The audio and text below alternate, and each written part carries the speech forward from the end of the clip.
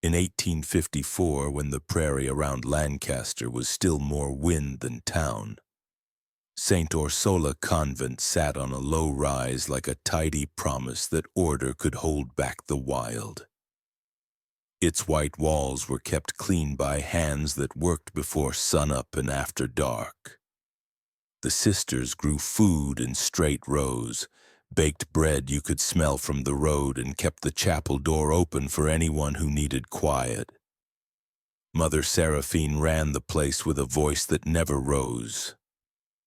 Prayer at dawn, work before talk, silence after dusk. Beyond the stream, Lancaster woke with wagons and hammer blows, but the convent kept its own time, marked by the bell in the tower.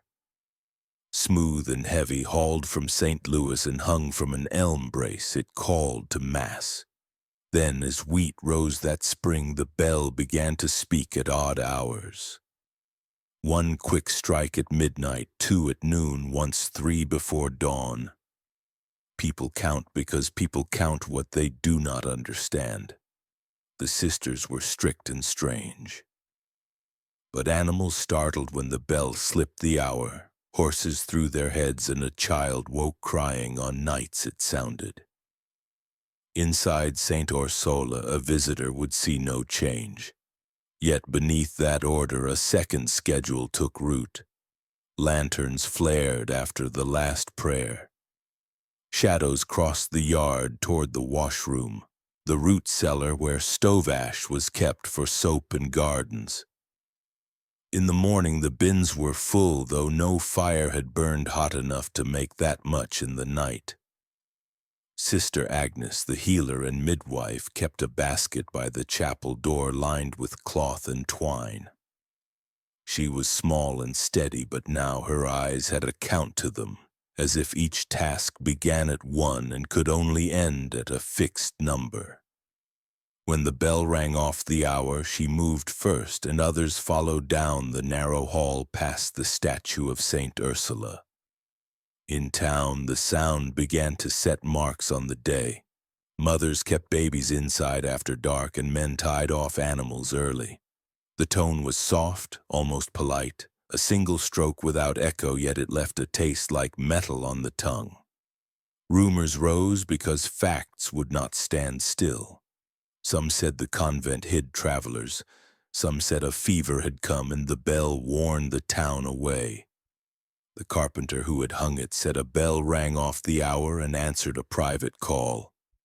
Inside, that call took flesh.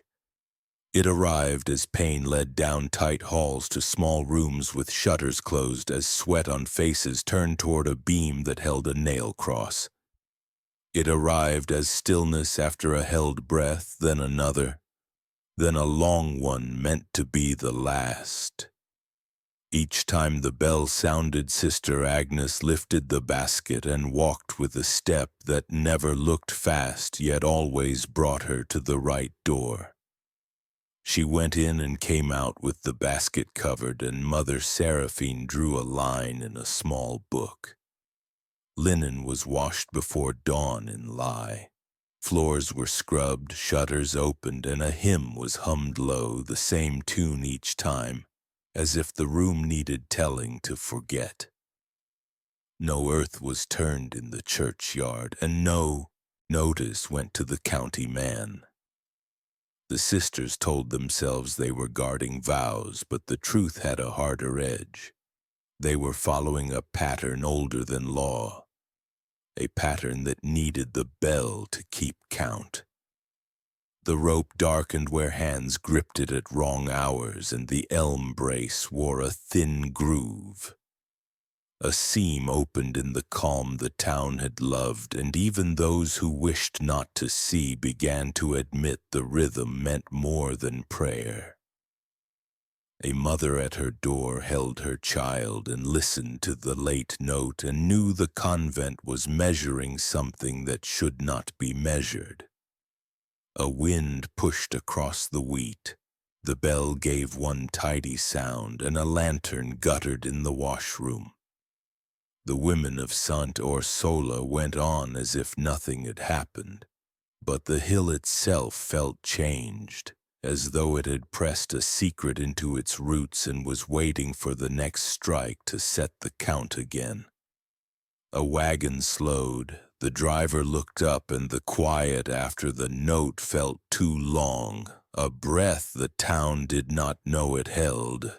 Another day would come, work done, prayers said, and still the irregular bell would name an hour that belonged to no clock, leading step by step toward what waited under the floor and the gentle smiles.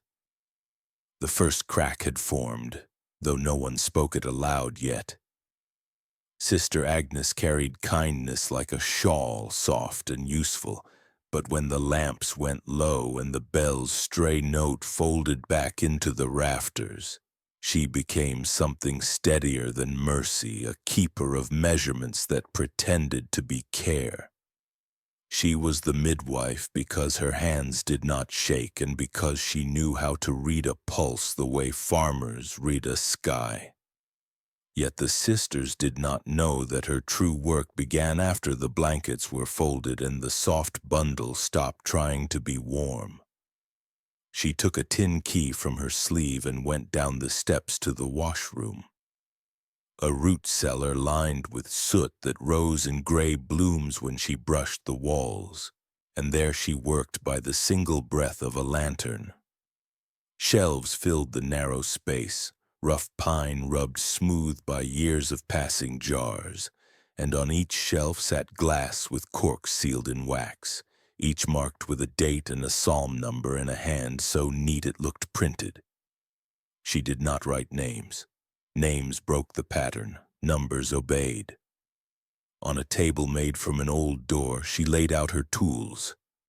A child's measuring ribbon, a brass caliper, a tiny scale, a paintbrush, a length of clean muslin, a spoon blackened from flame, and a small mortar that smelled like lye and rain. She began with heat because heat gave shape to belief. Over a clay saucer she held a sliver of bone, letting the blue flame lick it until it clicked and sighed and turned the color of old paper. Then she pinched the ember out with wetted fingers and listened for the crack that told her the marrow had said its last word. She had learned this in pieces. A midwife's caution, a laundress's feel for lye, a farmer's patience with fire. When the bone was ready, she brushed off ash in strokes of 7 counting under her breath, and placed the fragment on the muslin as if returning a note to a choir book. She weighed each piece and wrote the weight on a strip of paper, then slipped the paper under the glass so numbers would press against the fragment like a label inside a child's coat. The psalms were not chosen for comfort. They were chosen for structure, lament, vow, fear, mercy, praise, return, hush. Some days the jars held only the smallest language of a life, a tooth nub, a curl of rib no longer than a match head. And yet she measured them as if they were entire worlds because the pattern required completeness, even when the subject had never finished beginning. When she worked, her face emptied of sorrow. There was no cruelty in her hands, only obedience to a rule that had eaten its author long ago. She believed that God preferred order to noise and that her record was a grammar, not a crime. So she labeled and sealed with beeswax pressed by her thumb, the ridges in her print making rings on the wax that would not match any living registry. Above her, boots sometimes crossed the corridor as another sister returned from prayer, and the washroom breathed soot like a sleeping animal. She kept the lantern low. Bright light was for birth, not for after. When the work began in earnest that spring, she adjusted the shelf heights to ensure no jar would rest crooked. She sanded the pine until splinters gave up. She cut new muslin into squares and tied them with twine, not cloth ribbon because twine pinched better and left a memory in the knot. She chilled water in a crock because cold steadied her grip when glass stuck. If a jar clouded, she opened it and held her breath for the gas, then let the room settle and rebottled the fragment with a pinch of ash sifted through a sieve made from a tea tin. Her method kept changing and yet never changed. She hunted drift in her own practice and pinned it like a moth. Every jar's date was the same as the bell's offense, and the psalm numbers climbed in steps of 7 except when the bell skipped at dawn. A mistake she corrected by repeating the verse in silence until her heart slowed. She stored the jars not by month but by geometry. A spiral beginning at the back left corner and winding to the stool where she sat, each rotation taking 13 jars, the old carpenter's measure of a staircase. She told herself the spiral taught patience, because to reach any jar you had to go past all the others carrying the weight of what had already been counted.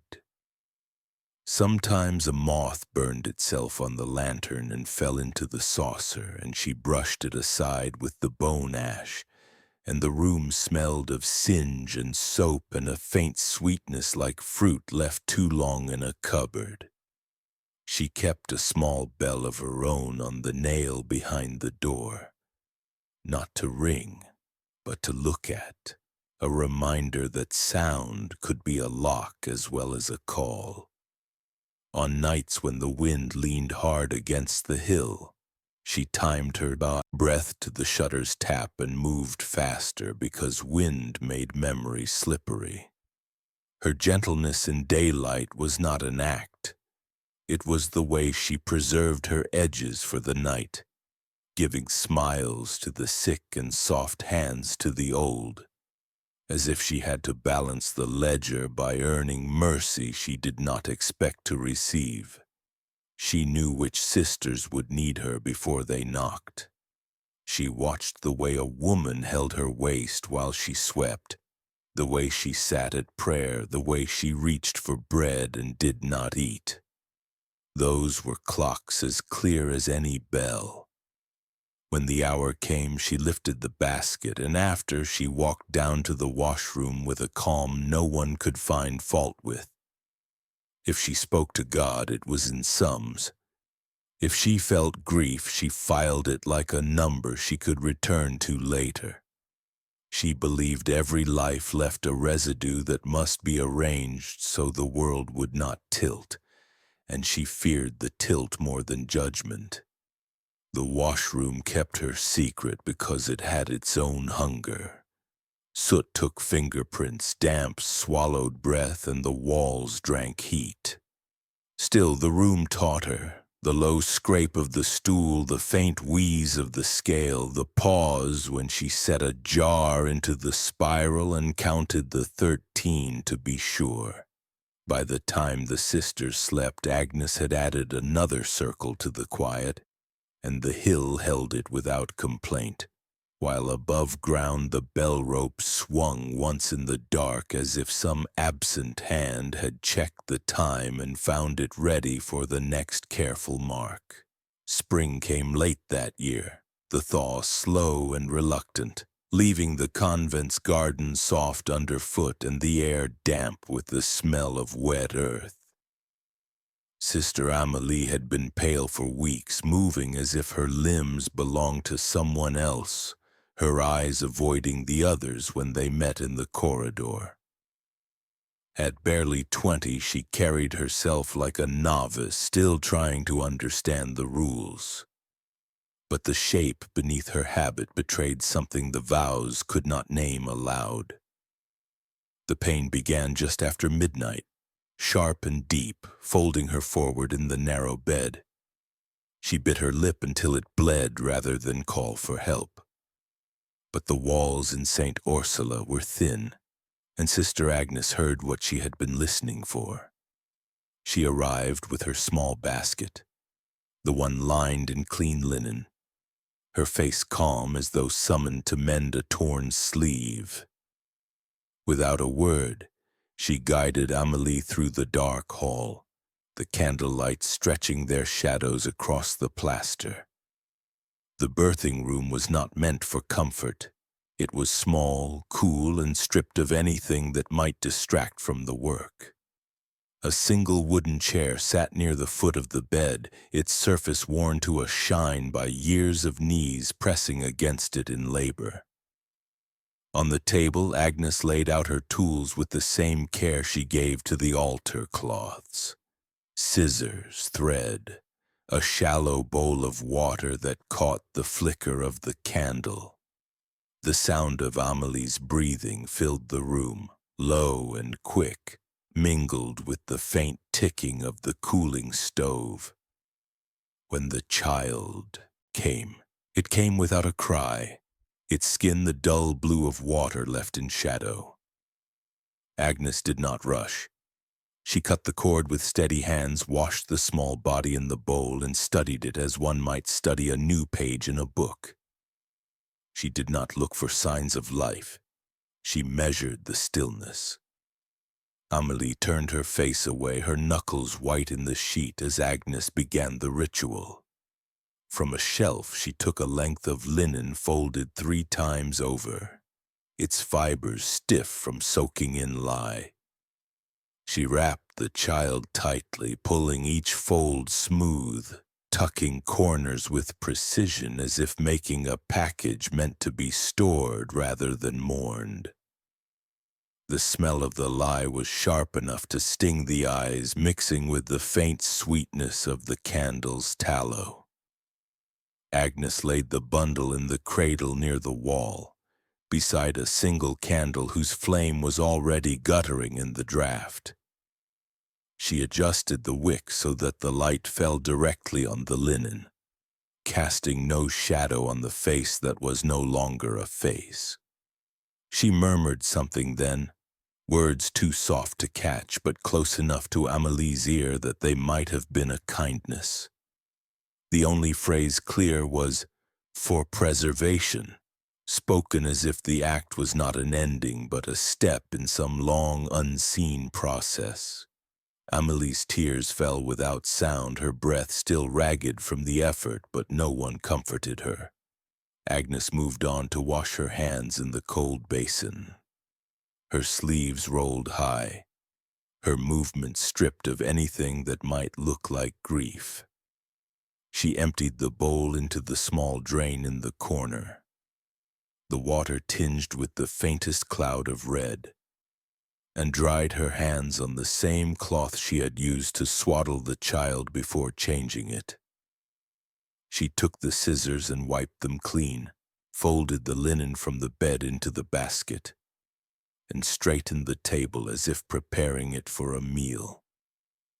The cradle stayed by the wall, the candle burning low, the bundle untouched.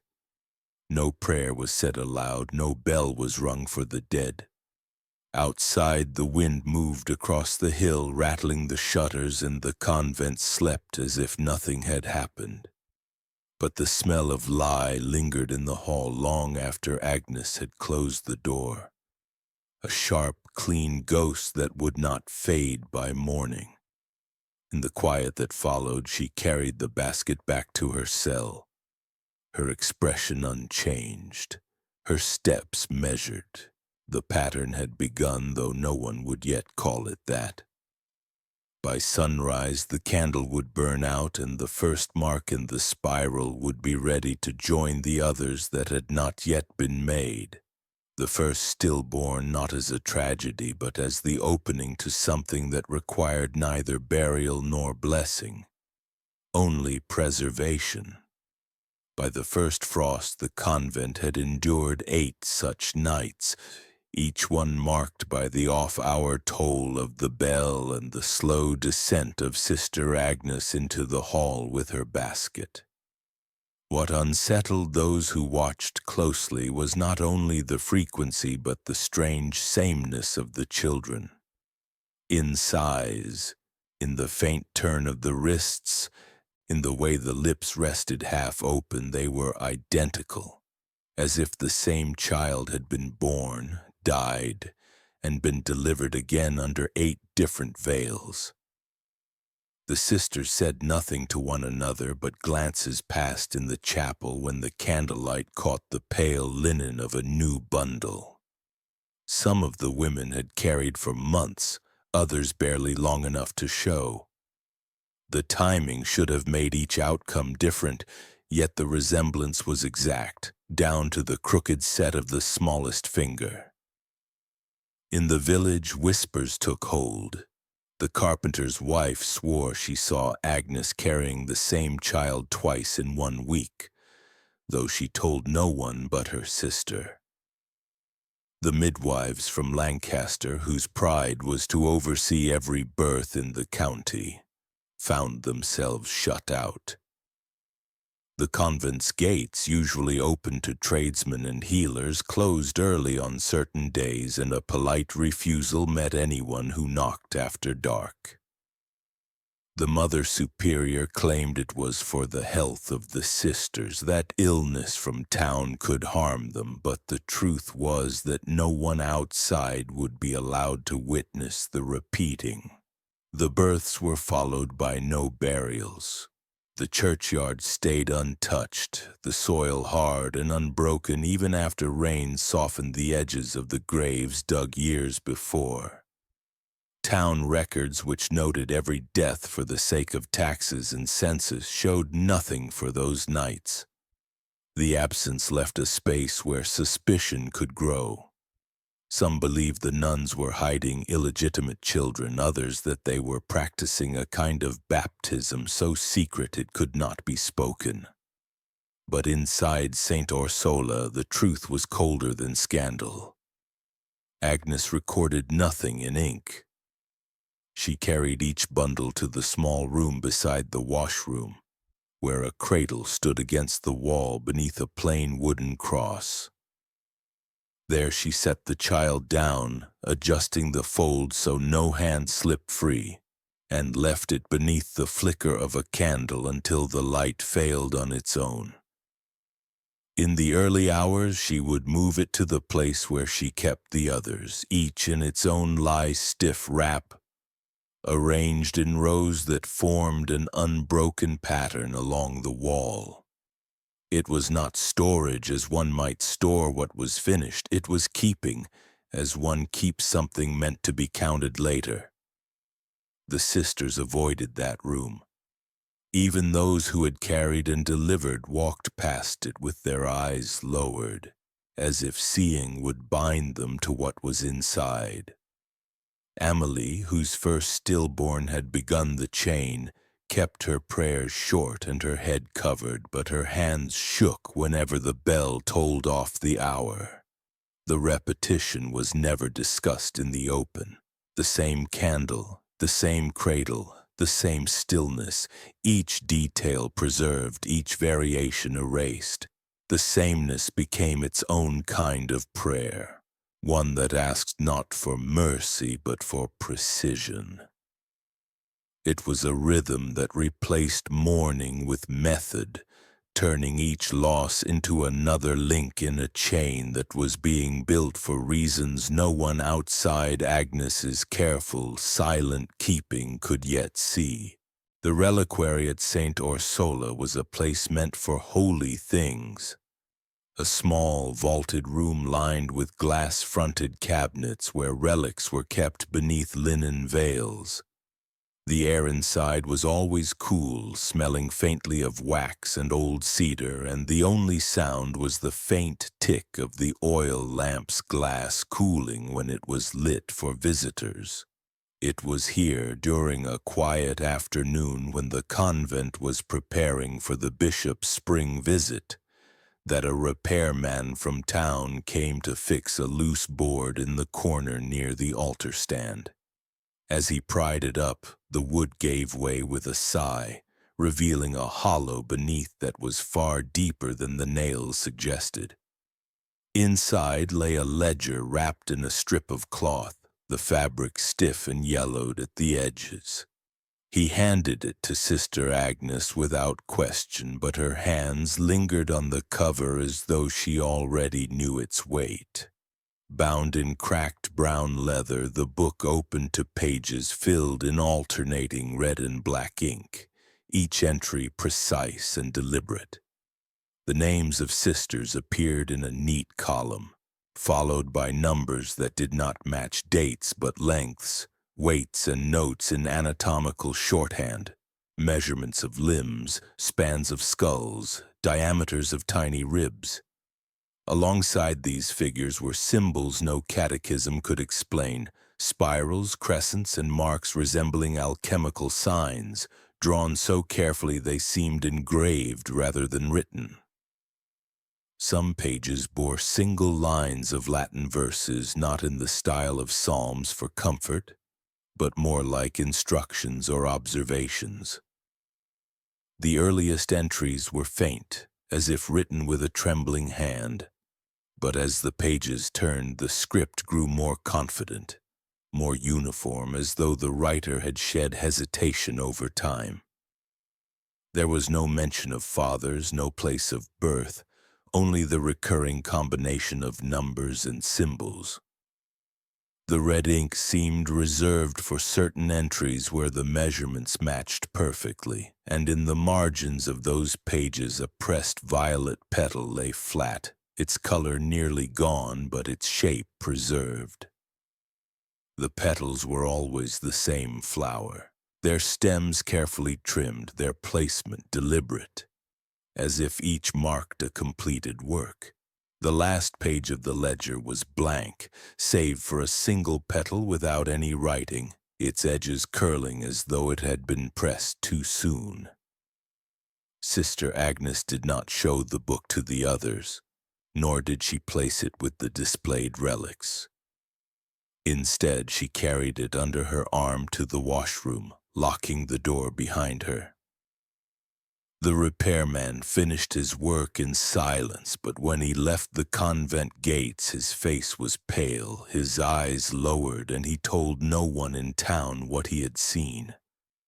From that day forward, the reliquary remained locked unless Mother Seraphine herself opened it, and the loose board was nailed so tightly that no seam was visible. The ledger's absence from the reliquary's shelves went unnoticed by the other sisters, but the absence of the petals in the garden did not. The violet plants near the stone wall had been stripped bare, their blooms vanishing in the same order as the irregular tolling of the bell. In the weeks that followed, Sister Agnes's trips to the washroom became more frequent, and the candle in the small window above its door burned longer into the night. Whatever was written in that ledger, it was not meant to be part of the convent's holy record. It was its own scripture, a testament written in bodies and sealed in patterns no one dared to break. The prayer of 7 breaths was not written in any rule of Saint Ursula, nor spoken of in public confession, but it lived in the convent like a second heartbeat, known to every sister and performed without hesitation when the moment came. It began when the room had gone still after labor. The only sound was the faint drip of water into a tin basin or the soft crack of cooling wood. The child would lie swaddled in stiff linen, its chest unmoving, its skin caught somewhere between the pale of milk and the gray of ash. Sister Agnes would kneel beside the cradle and draw her veil forward, lowering her face until her lips hovered over the tiny mouth. The words came first, always in the same slow cadence, each verse no more than a breath's length, the Latin curling in her throat like smoke. On the 7th verse, she would inhale deeply, pressing her mouth to the child's and drawing in, not exhaling into it as one might to save a life, but pulling the air out in a long, steady pull. To an outsider, it might have looked like a tender act, the sharing of breath between two bodies, but the truth was colder. The first draw was measured to take only what was left from the lungs, the second to empty the airways completely, the third to begin the pressure that would slow the faint twitch of the heart if any spark remained. Between each breath she counted silently, her lips moving without sound, her fingers pressing the linen tighter around the chest to keep it from rising. The fourth and fifth breaths were the test.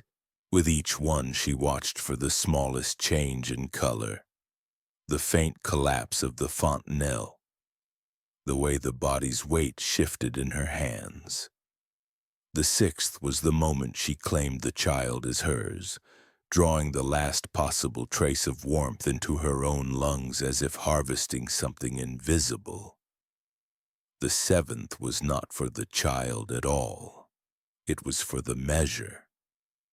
She held the empty mouth against her own until her own lungs burned, feeling for the point where her body demanded release. That point, she believed, was the same point where the child's soul would slip free. In her mind, this was not cruelty but record-keeping, a kind of sacred arithmetic that proved life and death could be marked not by clocks or midwives but by the body's own refusal to hold on. No attempt was made to revive the child afterward, though the positioning of her hands might have convinced a casual witness she was trying. The sisters knew better. The linen wrap was not loosened. The candle beside the cradle was never brightened to encourage breathing. Instead, Agnes would sit back on her heels, bow her head, and recite the final closing prayer, which asked that the measure be perfect and pleasing. This was the phrase they all used when speaking about it in the smallest hours, the phrase that told them the work had been done exactly as it should be. There was no deviation allowed. If a sister performing the prayer felt her count stumble or her breath shorten too soon, she was to repeat it from the beginning, even if the body had already gone slack. Perfection mattered more than mercy. The other nuns spoke of the ritual as drawing the soul to God, a gift of purity to the heavens, but Agnes's private notes told another story. In her ledger, beside each psalm number, she had begun to mark the count in seconds between the first and seventh breaths. The numbers varied slightly, but the goal was clear. The closer the sequence matched between infants, the closer she was to completing a pattern she had been pursuing since the first stillborn. She studied these figures at night in the washroom, tracing the columns with her finger, murmuring the names of the sisters as if to tie them to the data. It was as if she were trying to trap some constant truth about the moment when life left the body, a truth she believed could be repeated, reproduced, perfected. By spring's end, every sister had either performed the prayer herself or stood beside Agnes while she did. Even those who trembled at the first breath learned to still themselves by the seventh. No one spoke of the bitter taste it left in the mouth, the strange pressure it left in the chest, or the way the smell of lye seemed sharper afterward, as though the body released it from the wrap in the absence of air. Outside the convent, the bell still tolled off hour for each birth, but now those who heard it felt an added unease, though they could not say why. Inside, the prayer of 7 breaths was no longer a rare act but part of the rhythm, a fixture in the sequence that began with labor pains and ended with another entry in the spiral of jars below. The cruelty was never called by its name. It was simply devotion shaped into breath, repeated until the counting felt more real than the lives it measured. and the faces of the children blurred into the same still image that lived in every sister's mind when they knelt in prayer. That winter came down hard on Lancaster, pressing the convent under a skin of ice that cracked only under the noon sun. Snow drifted high against the stone walls, sealing the gates in white, and the road to town vanished under weeks of wind-blown powder. The sisters moved between their duties in heavy silence, their breath ghosting in the corridors, their hands raw from the cold water in the basins. Frost grew on the inside of the windows, thick enough to hide the view. But the town below could still see the glow of lanterns moving long past, compline, weaving patterns between the chapel and the rear hall. Some nights smoke rose from the chimneys in strange bursts, heavy with an odor that did not smell like burning wood. It had a sweetness to it, sharp and metallic, that carried even through the frozen air. Inside, Mother Seraphine had declared a confinement week. No sister was to leave her assigned cell without permission, and no one from outside was to enter for any reason. The stated cause was illness, fever in one wing of the dormitory. But the truth lay in the rooms at the end of the North Hall, where blankets were kept ready and the air was warmer than anywhere else in the convent. Here Sister Agnes worked more often, her steps muffled on the worn rugs, her breath steady even as the cold pressed at the shutters. It was during these lock-ins that the most work was done. The women chosen did not always understand when they had been chosen. Some were heavy with children, others not visibly so. Yet Agnes's visits to their doors were never random. She watched their faces at prayer, the way their hands rested over their stomachs, the way their sleep deepened too quickly after the evening meal. When she knocked, the sister rose without question, following her into the lamp-lit room where water steamed in a kettle and linen wraps lay folded on the table. The deliveries during those frozen weeks were quicker than in warmer months. Agnes said the cold kept the body from struggling too much, and the births came with less noise. No cries carried down the hall, only the faint creak of the cradle as each stillborn was swaddled and laid beside the candle. The prayer of 7 breaths followed, precise and unbroken, the final exhale hanging in the chilled air before sinking into silence. By morning, the bundles would be gone, carried through the covered passage to the ash room, where the work of measurement and preservation continued without pause. Outside, the snow covered any trace of movement, and no hoof prints or wagon ruts betrayed the truth. In the village, people spoke of the convent's discipline, of how the sisters could endure such isolation without complaint. But those who lived closest to the hill began to notice the way the bell rang less during storms and more in the still, brittle nights between them. It was as though the sound carried better when the air held no wind, striking straight down into the town like a quiet warning. The winter lock-in lasted 42 days, ending only when the snow softened to slush and the road reappeared. By then, Agnes's shelves in the washroom had filled another full rotation of the spiral. The jars sealed tight against the damp, each marked with dates that fell neatly within the weeks of enforced seclusion.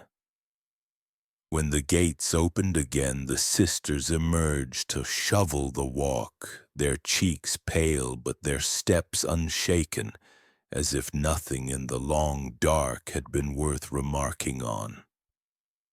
The cold had kept the town away, and the cold had kept the work hidden. the season leaving behind only clean snow and the faint smell of smoke that no wind seemed able to carry off. Sister Lucille had been at St. Orsola less than a year when she tried to leave. She was the youngest of the sisters, barely 19, her eyes too quick and her silences too thin to hide her thoughts. The others whispered that she had not yet learned the depth of obedience, that she still imagined life beyond the stone walls. Her breaking came after a night when the bell rang twice, the signal for a birth. She had been ordered to assist Sister Agnes, but froze at the sight of the child, its twisted fingers identical to the ones she had seen the week before. The sameness lodged in her mind like a splinter, turning every glance at the other sisters into suspicion. That night she lay awake until the chapel lamp burned out, then packed her woolen shawl and rosary into a small satchel. But the convent's halls were not meant to be escaped in silence. Mother Seraphine intercepted her at the rear door and with a hand on her shoulder guided her not back to her cell but down the narrow steps to the ash room. The smell struck first, ash and something faintly sweet, the odor of linen that had been burned too close to bone. 3 cradles lined the wall, each holding a stillborn swaddled so tightly that not a fingertip showed. The candlelight was low, yet Lucille could see enough to know that the bundles were not from the same night. One had a faint stain on the wrap, another a loosened fold, yet the faces, those frozen perfect faces, were the same. Mother Seraphine closed the door and left her there, the latch clicking softly, the sound almost tender. Hours passed. The air was damp and close, and the drip from the ceiling into a pan by the far wall kept time with her heartbeat. At first she prayed aloud, asking for deliverance, but the words felt small against the weight of the room. She began to imagine the linen moving, the faint rise and fall of breath beneath the swaddles, though she knew the bodies were cold. Her own breathing quickened until she pressed her hands over her mouth to quiet it, as though the stillborn could hear and object. The candle sputtered, sending shadows across the jars on the shelves, rows upon rows of them, each containing fragments that glinted dully in the light. Her eyes darted to the spiral they formed, realizing she was sitting at its center. The drip, the faint hiss of the candle, the close smell of ash all pressed in until her mind began to unspool. She could no longer tell if the room was shrinking or she was. At some point she tried the door, but it held fast. Her throat ached from the prayers she'd whispered into her sleeve, and her body shook with a cold that came more from inside than out.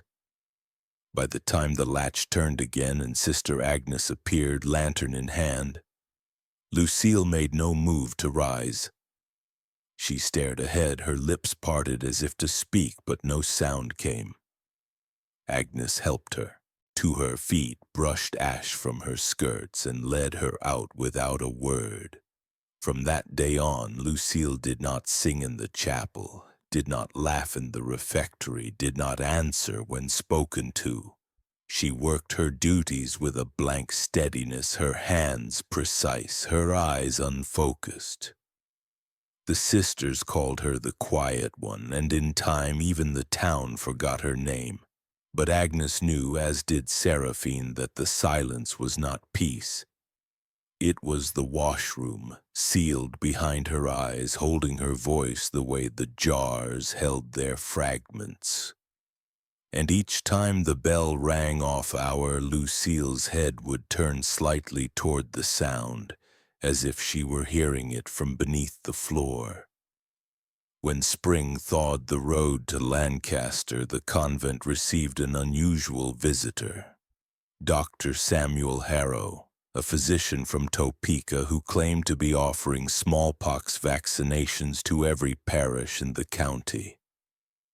His arrival was met with the polite reserve the sisters gave all strangers, but Mother Seraphine granted him entry, perhaps to keep suspicion low after the long winter lock-in. He moved through the halls with his leather case, the air inside thick with the mingled scents of incense and lye. It was in the side room off the infirmary that he found it. He had been shown there by Sister Agnes under the pretense of preparing supplies. On a high shelf, half hidden by a folded blanket, sat a wide glass jar filled with a cloudy brine. The liquid distorted the shape within, but the doctor recognized the form of a newborn, its skin unnaturally pale, its features oddly untouched by decay despite what must have been months since birth. At first he thought it preserved whole for study, but as he stepped closer, the wrongness sharpened. The child's symmetry was unnatural, its left side a perfect mirror of its right, each finger bent at the exact same angle, the tiny nails filed to identical curves. The ribs, faintly visible beneath the skin, had been rebent with a precision that no natural growth could produce. Where the eyes should have been soft hollows, they were filled with beeswax shaped to mimic lids in eternal rest. He could see faint scrape marks along the fingertips as though the whorls had been deliberately erased. The work was meticulous, almost surgical, but there was no sign of any purpose beyond the preservation of a perfect, repeated form. Agnes watched him with a stillness that made the back of his neck prickle. When he asked how old the child was, she only said it was not for him to measure. She replaced the jar herself, covering it with the blanket as if tucking it into bed. The doctor completed his rounds quickly after that, the weight of the brine-filled gaze pressing at his thoughts. He left before vespers, his boots leaving clean prints in the mud, and did not return to Topeka by the main road. In the months that followed, he spoke nothing of what he saw, not even to his colleagues, though his practice quietly refused any calls from Lancaster again. In the Lancaster Convent, the jar remained, one among others, each holding a body shaped to the same flawless proportions. The sisters knew it as part of Agnes's keeping, but none had dared to look too long at the faces in the brine. The repetition was the point. Perfection was the goal, and somewhere in Agnes's ledger another set of measurements had been recorded, a pattern inching closer to whatever end she had been building toward since the first stillborn. The reborn were not alive, yet they were not entirely dead either. They were preserved states, proof that the moment between life and death could be held, studied, and shaped until it obeyed the hands that measured it. Every May, when the frost had gone and the wheat in the lower fields began to green, the sisters of St. Ursula left the convent in single file, their habits drawn tight against the wind coming off the Missouri River. To anyone watching from town, the procession looked like a pilgrimage. Each nun carried a small wicker basket lined with cloth, and their path led along the same narrow track year after year, ending at a bend in the river where the water slowed before curling back into the current.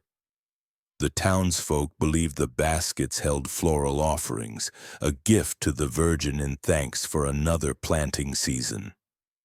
They never came close enough to see what was inside.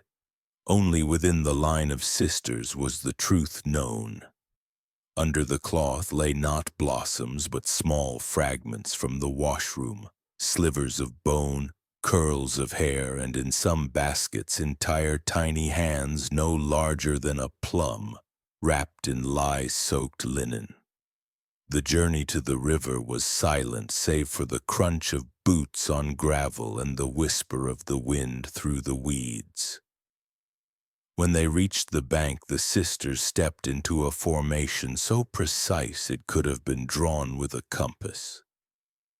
Each basket was uncovered in turn, the contents lifted with both hands and held level at the chest. A psalm was recited, the same one every year, the words carrying just enough to be heard over the river's murmur. At the end of the prayer, the fragments were released, cast into the water in sweeping arcs that followed an invisible map. The remains sank quickly, vanishing into the brown-green depths, but Agnes's eyes followed them as if she could see exactly where they landed. When traced on paper later in the washroom, each year's throw formed the same spiral, a pattern that matched the layout of the jars on her shelves and the symbols in the ledger.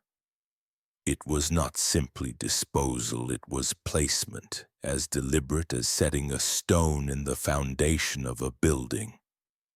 The current would carry the pieces away, but Agnes believed the river remembered that the spiral would remain in the depths even as the bank shifted. The other sisters did not question the geometry. They had learned to follow the arcs without thought, each motion rehearsed until it felt like part of prayer. When the last fragment was given to the river, the baskets were turned upside down to show they were empty, then stacked and carried back to the convent. By the time they reached the gates, the procession had become just a line of women returning from a ritual that left no visible mark. But in the washroom, Agnes marked the date in her ledger, underlining it twice, her thumb brushing over the violet petal pressed between the pages. Outside, the river moved on, holding its spiral in silence, as it had for years, as it would again the next May. By the summer of 1857, the air in Lancaster hung heavy, the wheat bending low in the fields, the sky pressing down with the weight of heat and distant storms. The convent kept to its rhythms, but beneath the surface, something had begun to fray. A letter from the bishop arrived without warning, announcing that he would visit St. Orsola in person before the month's end.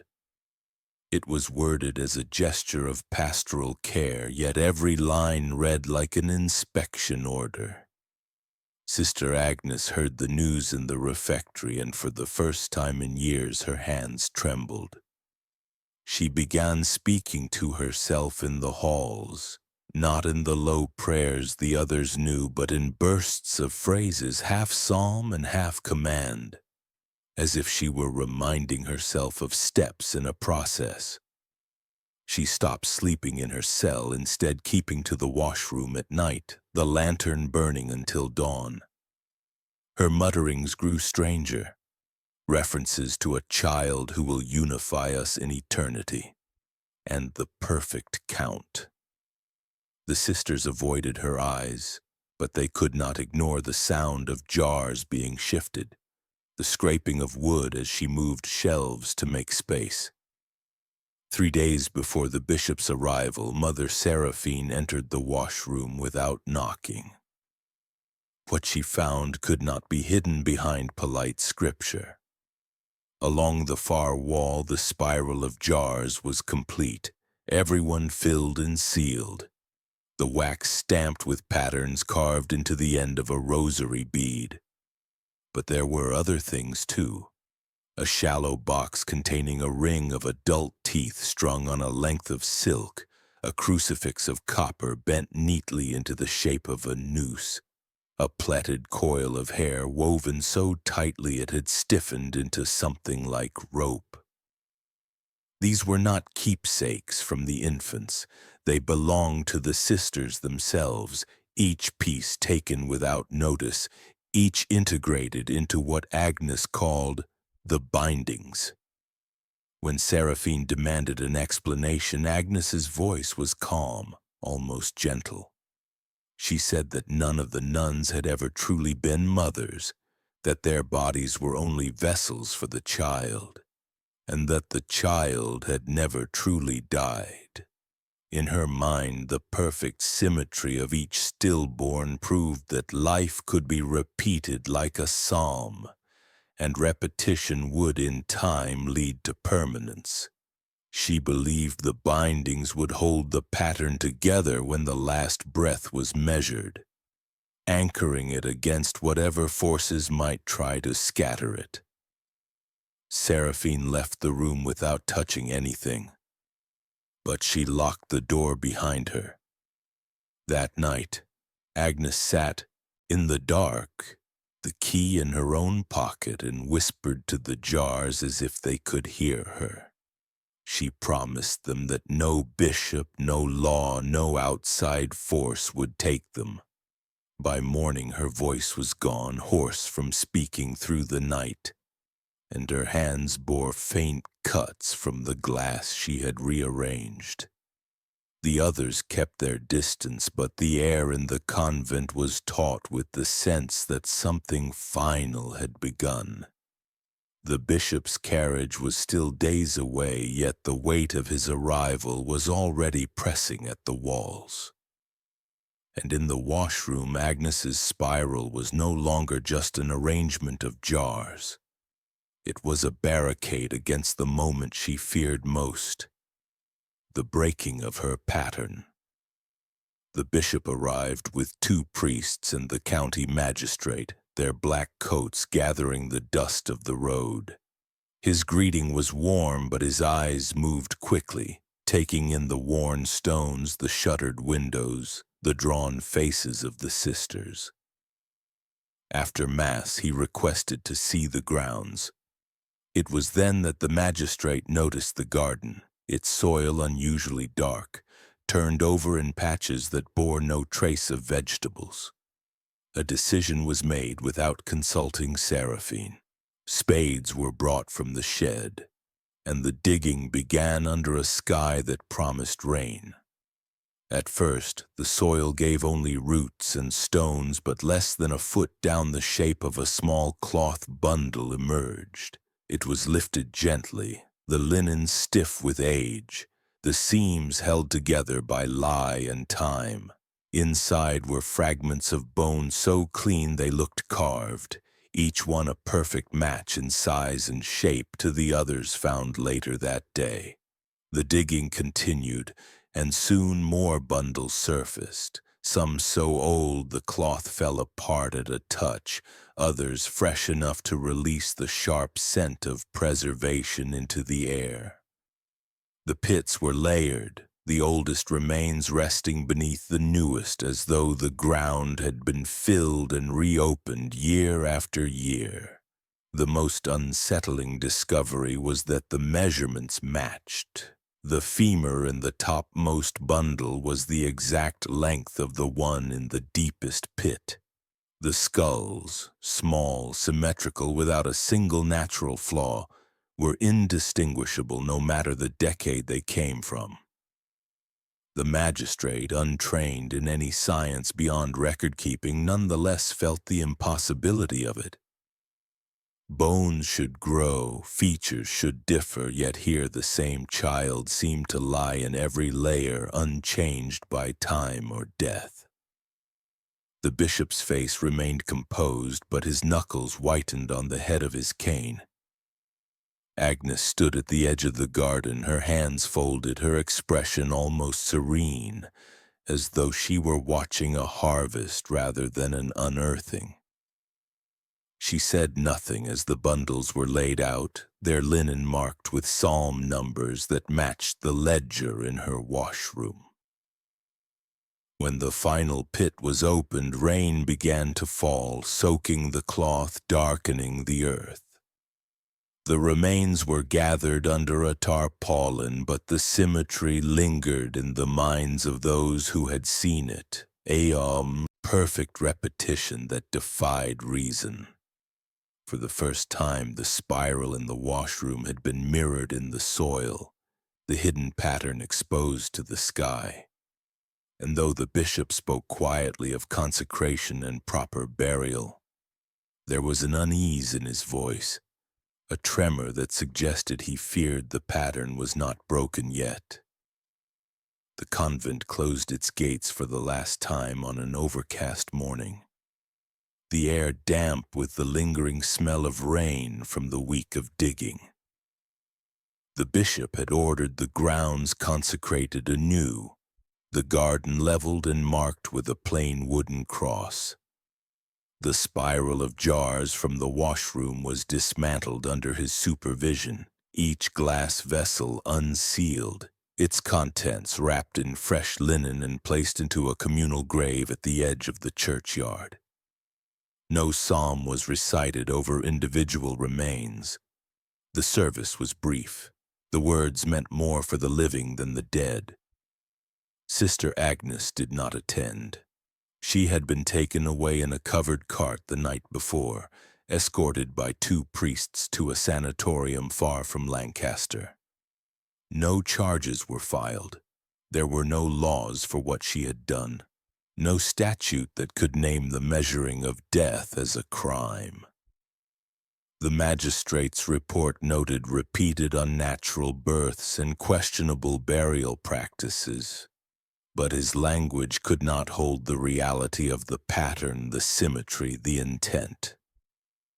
The other sisters were dispersed to parishes across the state, their names quietly removed from the convent's records. In Lancaster, people spoke of the scandal only in fragments, and over time it became a kind of local ghost story, the details shifting with each telling. The official records listed the convent as closed for restructuring, a word that sounded clean but hid the truth in its folds. Yet something lingered.